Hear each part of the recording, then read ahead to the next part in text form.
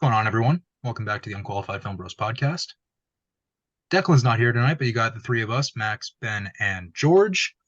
We are talking about the new Lord Miller produced film with some human-ass mouths on some really, really well animated dogs. Talking about Strays. So, what do you guys think? Ben, you go. I'm making you Um, speak first. like you said, I think the one thing I can praise is the effects are quite good. They're pretty seamless. They work well. Um, that being said, this movie is entirely way too crude, at least for my taste. I think it goes off the rails with its humor too much. There's a few good moments, but a lot of the humor is just farting and shitting and vomit. It's like it doesn't make me feel good. And then combine that with Will Forte does a great job, you know, playing an asshole, but it's not funny. You know what I mean? It's like it's a little too cruel at points. It's like sad and crude. And it just was not a winning combo for me. Max? Yeah, I'm in the same boat. I mean, there obviously were funny parts, and seeing Dennis Quaid show up for like Yeah, seconds was just like, I mean, made no sense, but it's kind of no, funny. Um, no, it's ridiculous. but yeah, I mean, like the redeeming part of it was the dog animation, and you know, hearing Josh Gad too. That's also up there, Mhm. but. Yeah, the narrator dog was great because I know where the other bodies are. Yeah, opening thoughts. The visuals were, or rather, the visual effects were very strong. Um, I had never seen a dog make those sounds with their mouths, and you could actually see the shape of words in their mouths in a movie. Um, a lot of times when animals are put in a live action film with voice, I don't know why, but the two Homeward Bound films pop into mind, which I probably haven't seen either of them in 20 years. But, those dogs, and I guess there was a cat in there as well. Um, I'm pretty sure if memory serves, they have voices. There are voice actors doing the characters, but the animals' mouths don't move because they're practical animals. I mean, They're it's much newer technology in those movies. Yeah. I mean, you couldn't Higher make budget. this movie, 25 years ago to the same extent with the characterizations of the animals. Mhm. But yeah, I declared that Will Ferrell was back after Spirited last fall because that movie was a banger. It was so much fun. And Will Ferrell, who is my most viewed actor of all time according to Letterboxd, um, he had a couple of duds in the years, you know, leading up to last year. This is his first movie I've seen since then, I think, except for Barbie, which wasn't really a Will Ferrell movie, even though he was in it. Um, the humor, you're exactly right, Ben. I think leaning on fart and shit and dick jokes, it's just there's a higher level of comedy that works, and we've seen it work a lot. I And think it's comedies not don't even they like. don't need to rely on crude humor to work, and this one does, and it suffers for it. I mean, just to point out, like, I don't think you need something that's highbrow humor. I don't think you need a high level of humor. You just can't be so crude and like Yeah, continuous with it. It's I mean, it's not like slapstick is a great example. It's not like slapstick is a high level of humor. It's just done well. Right. And all, just like filling the movie with these, crude jokes is not funny. It's never been funny for me, but certainly like at this point, it's been played out way too much. And it's way too obvious for like an animal film. I mean, you should have done something a little more clever. Yeah, I Um, think, with this voice cast and with what I guess I can call the concept of this film, you know, Lost Dog tries to make its way home. It's been done before. The Homeward mhm. Bound movies are an example of that. God, I haven't talked about those movies in probably 10 years. And now I've referenced them twice in the pod. To be fair with Uh, the Homeward Bound movies, like I don't need a cliche like great ending, that's like really uplifting. But if you're gonna do an animal movie, this is it's just a weird like you're gonna do an situation. animal movie, do this. Yeah, dude. But I don't know, it's just uncomfortable to see like dogs being borderline abused, It's not funny to me. The the whole scene at the end of the second act where they're in the animal control facility and they escape by shitting everywhere. Yeah, that was It's bad. just gratuitous and it's gross. And then, to have an actor And yeah, you've got a great actor doing the slip and fall and, cover himself, embarrass himself in dog crap. It's, you cringe when you watch it. It's not fun. I'm not sure if you guys watch Stranger Things, but I mean he's great in that show. I've seen him in a few things. But yeah, it's just like, I probably know him best as the Arnold Palmer guy and the other guys. oh yeah, that's true. Maybe it's just because, I watch that movie a lot. So You're gonna come back here and have sex with my wife. you get my wife's name right. So let's talk about the cast. Ben, you brought up Will Forte as probably the most prominently featured human in this film. Obviously, acting opposite basically nothing. Eye lines, perhaps, where the dogs would be visually added in. Mhm. What did you guys think of Will Forte's performance in this comedy Like, Strays? yeah, I said it before. It's like I think he's good at it, but it's just uncomfortable. I mean, it borders on cruel more than it borders on funny to me. Um, but Yeah, I mean, you I can mean, he's have, good, I guess. It's not like a bad performance per se. Yeah, yeah, I mean, it just like it goes overboard more often than it should and needs to be because I mean, we get the point. He doesn't want the dog. Like, you don't need to show a montage of the, 40 different times that he tried to abandon his dog. Like, we get it.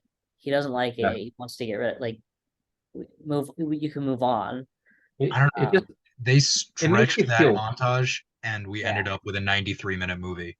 So yeah, without that montage, what does this look like? but 85? like it just makes you yeah. feel bad. It's not funny to watch that. It's just like, No, I Yeah, mean, obviously I get it, but it's not funny. This isn't a funny montage in a comedy film. You're making me feel bad in a comedy film. It's like, what's wrong with you? because Reggie is a cute dog. We root for a I cute just dog. like donuts. Like being abandoned over and over again. We get it. Doug's a bad guy. You don't need to hit us over the head with it. I think is what we're Look, all saying. he, I have seen even like Tony Soprano care for animals. I've seen Putin like, love a dog and like this is too much, man. This is not normal. Yeah, this Like there is are people excessive. out there like this, and they're evil human beings, but it's a special type of evil. I don't know. I It's mean, just not funny to me. Um, yeah, I it's wonder if like, part of it's it kind of was, like child abuse. Like, yeah. I mean, I wonder if part of it was that they didn't use real animals, so they felt like they could get away with more in being excessively cruel. I mean, I don't. yeah, it doesn't really like. I think a great example is Isle of Dogs by Wes Anderson. It's like I you still love that care for movie. I love like Max. it's You the weren't on the Asteroid City personalities, episode. Max, you weren't on the but Asteroid City episode, but that is my favorite Wes Anderson movie of all time. Isle of Dogs, A amazing. good one. Sorry, Ben, go ahead. yeah, I mean, it's like when you're writing the film. I don't know.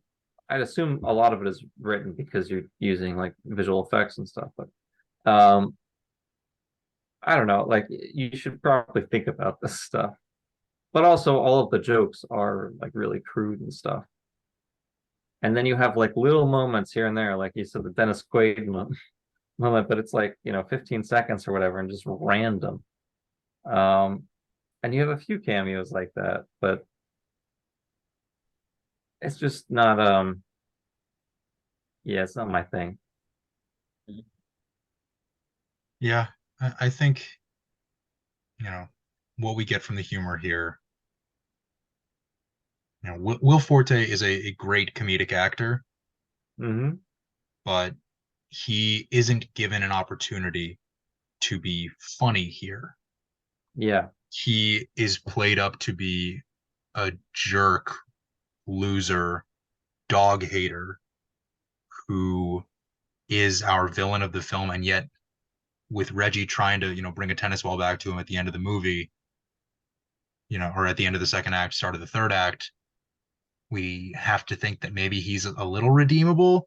And that moment where he has the vision in the woods where he sees what he wants Doug to be, you know, maybe Will Forte just wasn't the right choice I for think this it's just the character. the writing. I mean, the writing for the character is just so You're right. I'm straight making jerk. excuses.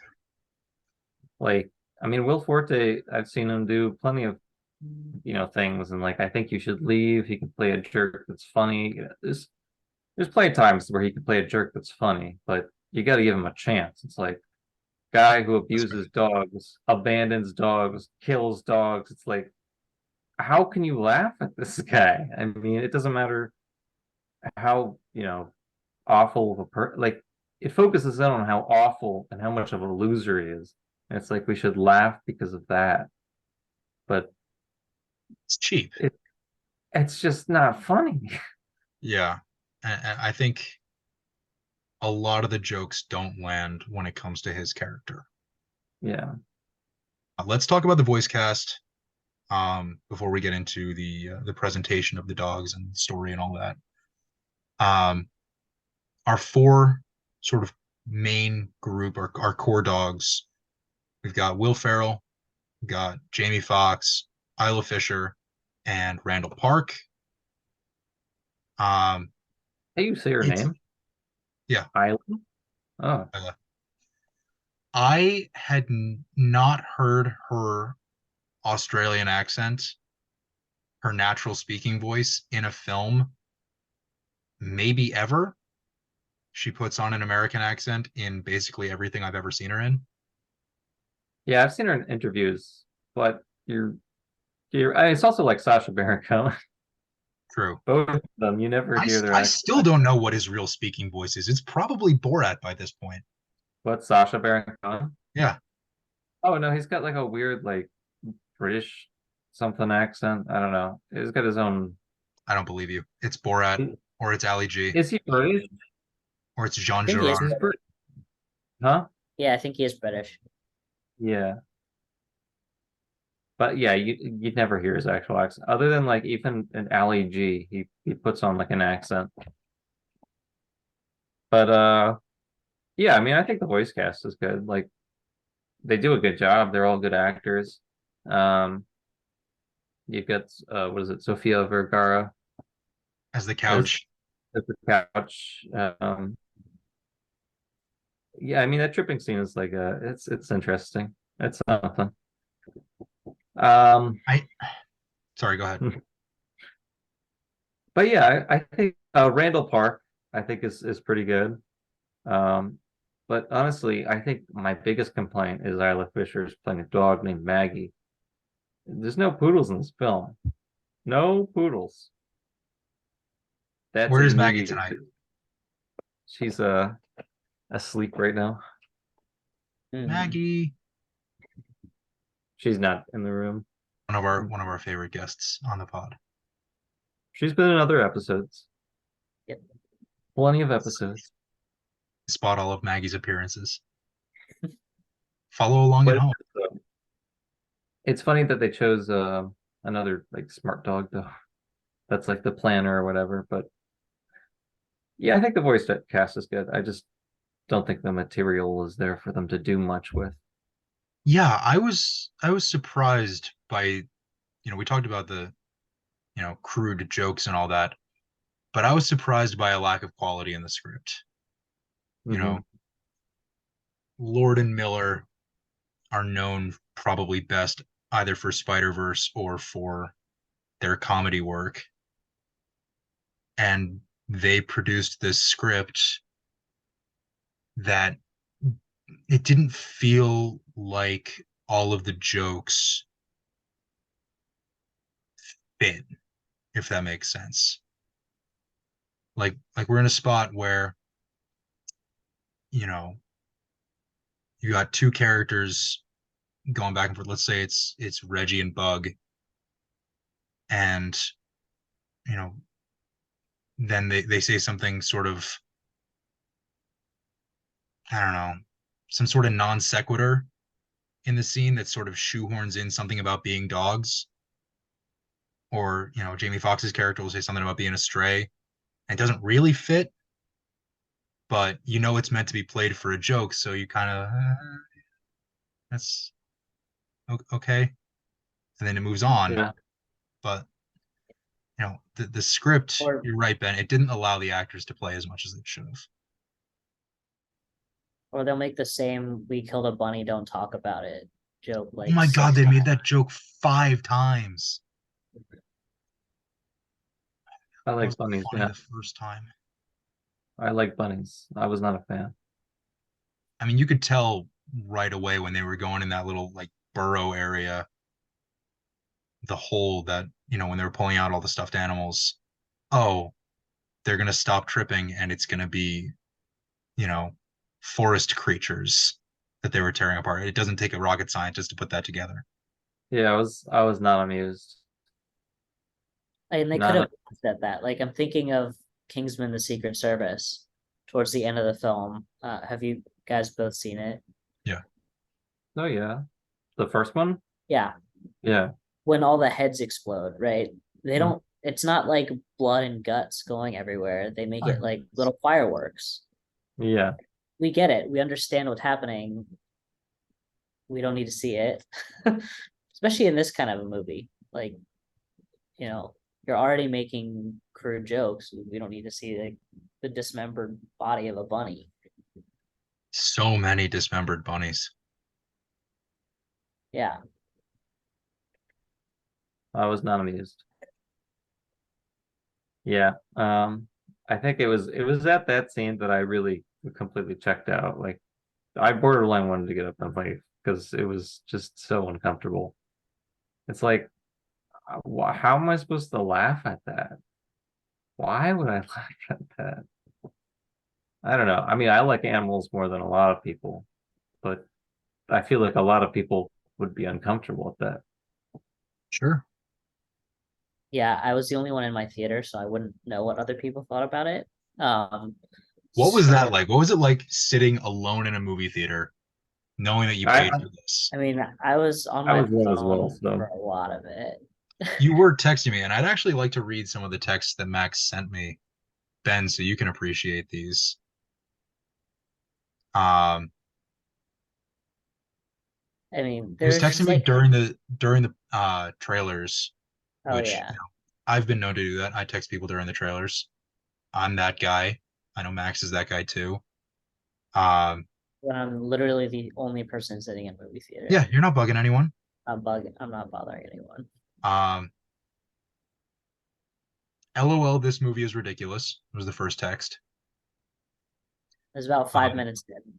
There Yep. were, within the first, if that was 5 minutes in, then within the first 18 minutes of the film, I got 4 all caps texts from Max.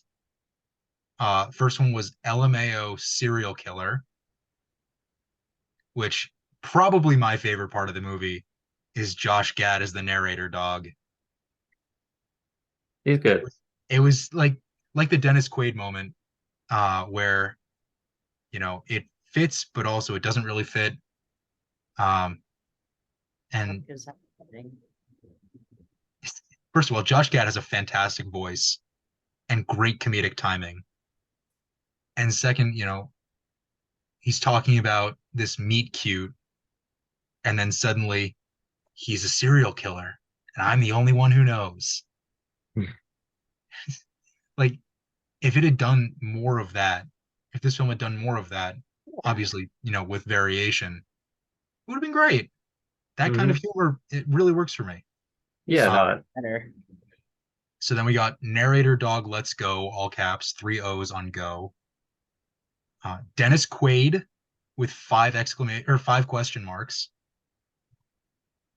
And then top 2 this year, and it's not 2.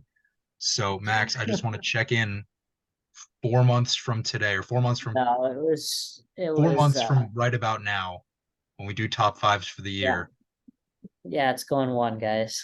Graze is going top place on your list. It's going to the top spot. Yeah, the narrator dog, the Dennis Quaid moment where he's, talking about that is, whatever kind of bird he thinks it is. Um, whatever kind of bird he thinks it is. God, yep. Um, that prop was so convenient. Um, I thought you had it there he on writes purpose. down bird and he's like choosing which, and then checks off bird. It's funny. I laughed probably harder at that moment in the Josh Gad scene than I did in the entire rest of the movie combined. Yeah, I think it's just like the other scenes sort of numb me to all humor in the film. That was the big issue, is like I'm like still stunned, from some of the scenes. Like 10 minutes later, some of the crude scenes, like the animal control scene, I'm like, I'm not even registering half the jokes. Yeah.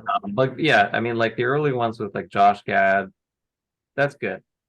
And I wish they just would have continued doing clever things like that. Play on like archetypes or something of movies rather than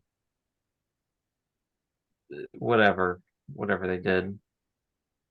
Um, For there's so many jokes you can make of like a stray pack of dogs.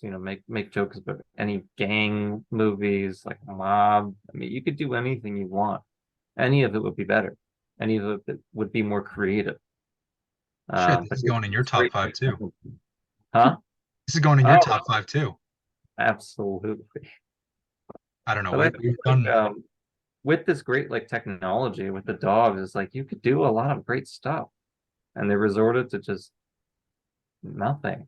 also with how the dogs were so strongly presented visually, to have like the bird that picks up Bug and Hmm. Reggie and carries him off.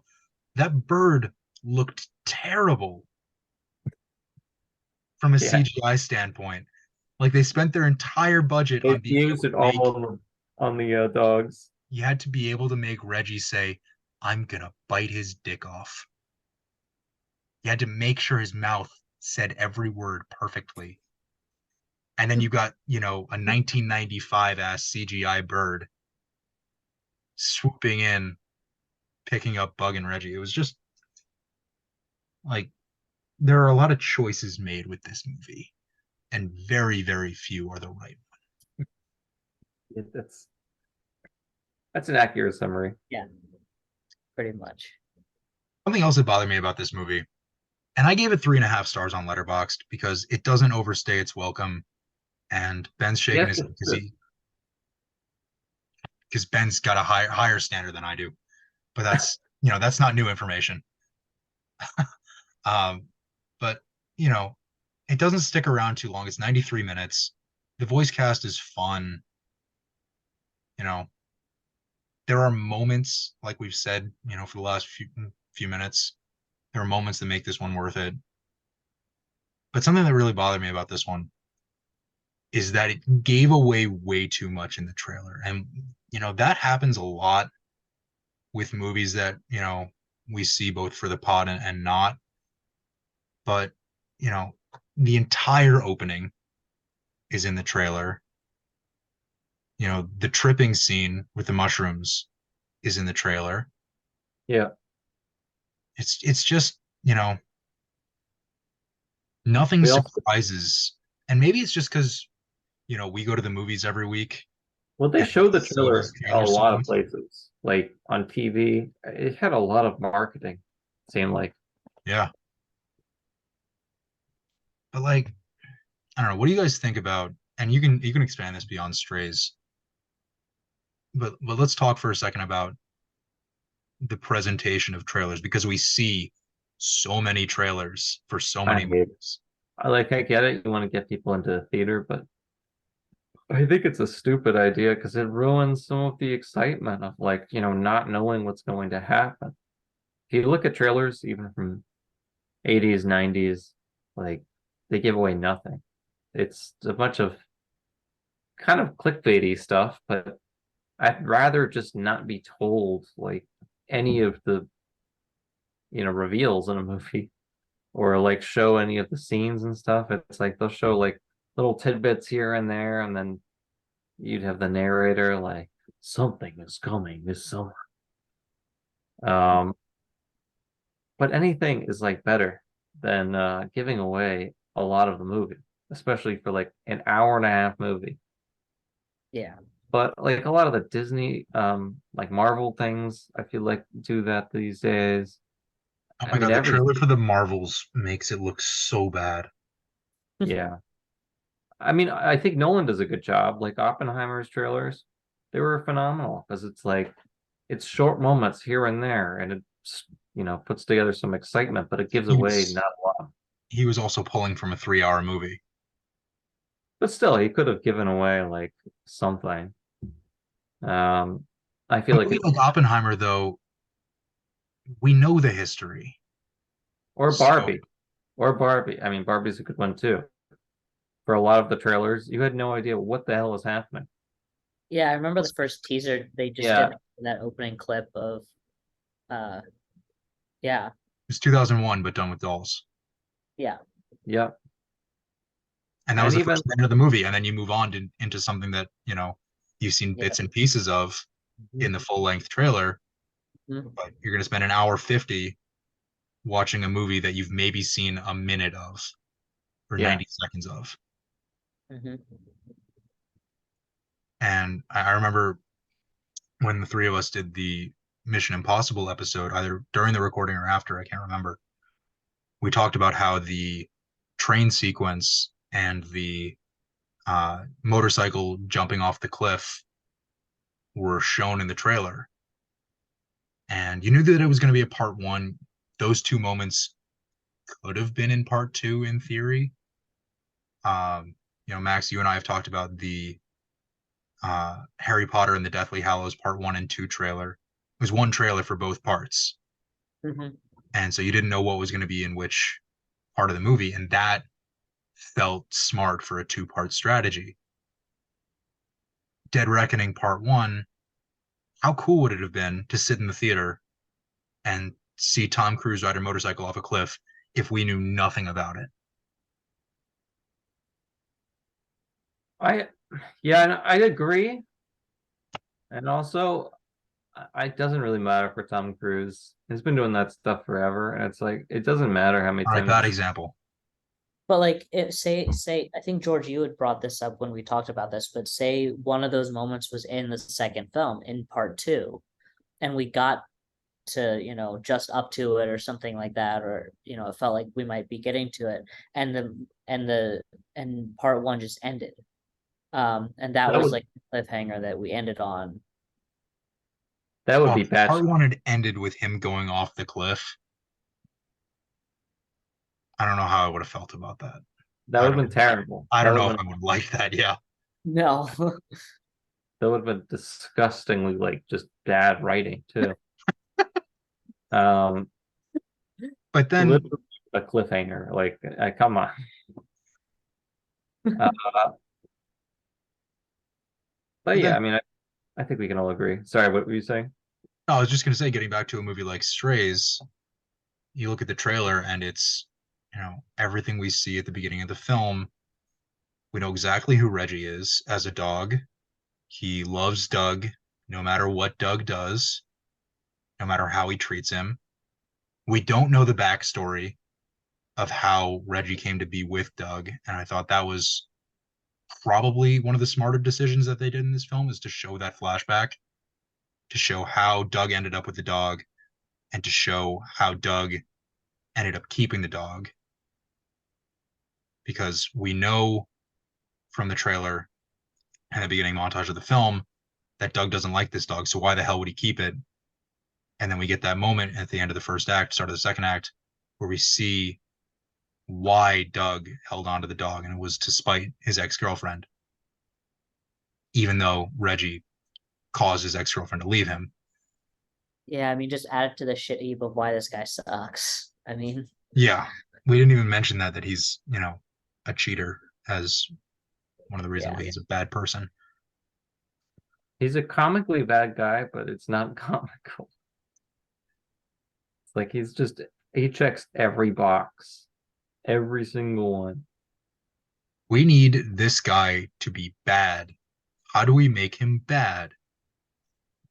Check, check, check, check, check, check, check. Still going back here. Check, check, check, check. But yeah, I think I've said my piece. I don't. Yeah. Yeah, we got It's nothing left to say about Strays. Um, it's a straight bullet for some of these voice actors. um, Randall Park is a bright spot. Jamie Foxx does a good job. Yep. Will Ferrell, Isla Fisher, they both have fun. I I mean, all think the voices like are good. It's just the writing, at least Josh for me. Gad is fantastic That's in true. those two scenes. Um, yeah, Strays. I think we can be done with this one. It is currently playing in movie theaters. Go form your own opinions on it. Um, we will be back next week talking about Gran Turismo. We're gonna get our video game adaptation, our racing on. So It's actually a video game adaptation. what did I say? Instead of video game adaptation. Is it It's not? not. No, No, it's a real story. true story. Well, shows how much I know. It's video games in the film. Guess I'm Yep. going in much fresher than I thought I was. Um, but yeah, Gran Turismo looks good, should be fun. David Harbour's in it. Big fan of his. So we will see you for Gran Turismo next week. In the meantime, enjoy Strays. Go see some movies this weekend. That's my recommendation. Yep. See Our Oppenheimer for the recommendation. fifth time. Support movie theaters, support SAG-AFTRA and the WGA. We will see you soon. Good night. Right. Right. Go see the Meg 2 again.